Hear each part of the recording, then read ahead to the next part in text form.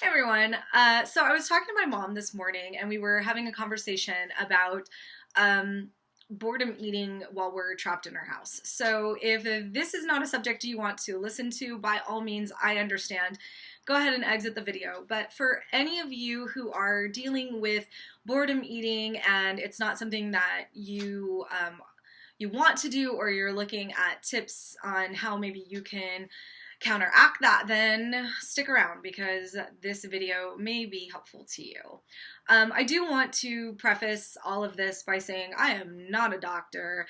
I teach social sciences at a high school, so take this as only an anecdotal story, what works for me, passing on a tip that may work for you. So a little bit of background on myself.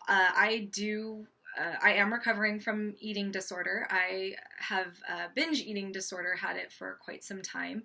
In 2016, I made steps to overcome binge eating disorder. I've been working with a therapist for 2.5 years now, and so this is something that I don't want to slip back in my recovery, and so I have had to make a lot of conscious decisions in what I'm doing to not allow myself to go into the kitchen all the time while I'm home.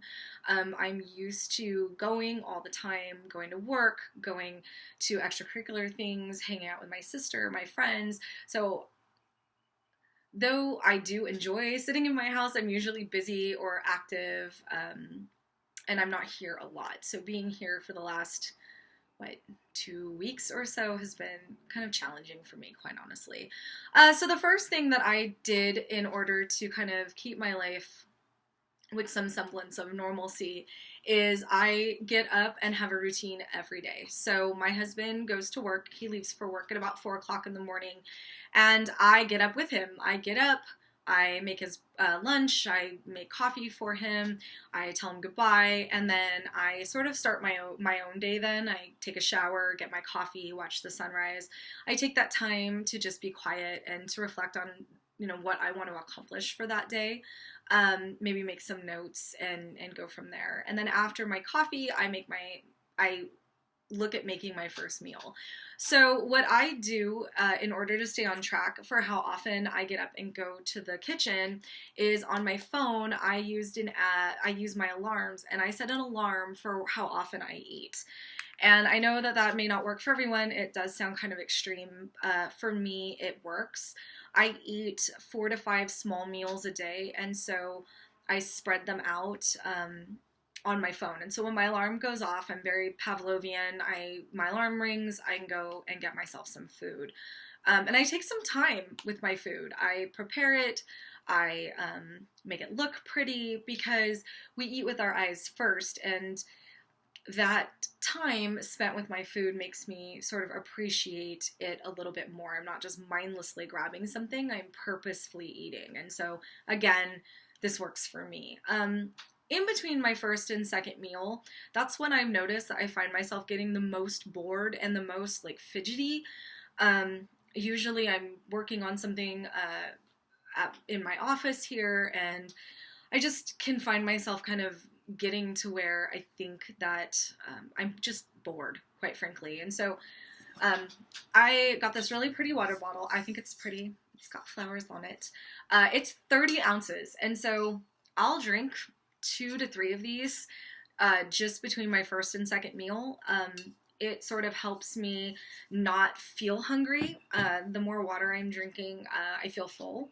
And also, I'm hydrated, and considering I fainted in January from dehydration, not something I recommend, by the way. I'm definitely very conscious of the fact that I'm trying to stay as hydrated as possible. So this helps, and it's my water stays cold, and it helps kind of stave off the munchies. And then one other thing that I do is I try to get some movement in. I'm not a giant fan of TikTok, I have to say. My students will be the first to tell you I don't have a lot of love for the TikTokers, but I did notice that they have some workout challenges, and I was like, let me try them. So I did. I tried them, and they're fun. Surprisingly, I found them enjoyable, and so I'll like download one that I want to practice, and then I'll watch it on a loop, and I'll practice doing it, so that way I can film myself doing it, and hopefully my students see it and they think it's funny, and then I'm getting some exercise out of it, and that time gets my mind off of the fact that I'm really not hungry. I'm just bored, and for me, my weight is it's very important that I do not allow myself to go back to where I was.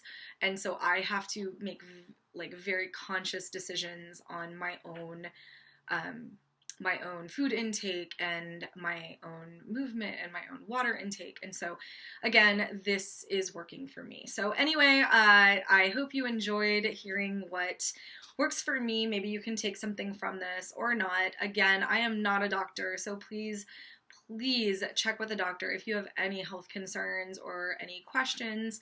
And you know what's most important is we are in the middle of a very stressful time, and let's all just remember to be gentle with ourselves and gentle with our bodies and forgiving of ourselves in this time and space. So thank you for watching if you've stuck around this far, and I hope that you have a great rest of your day.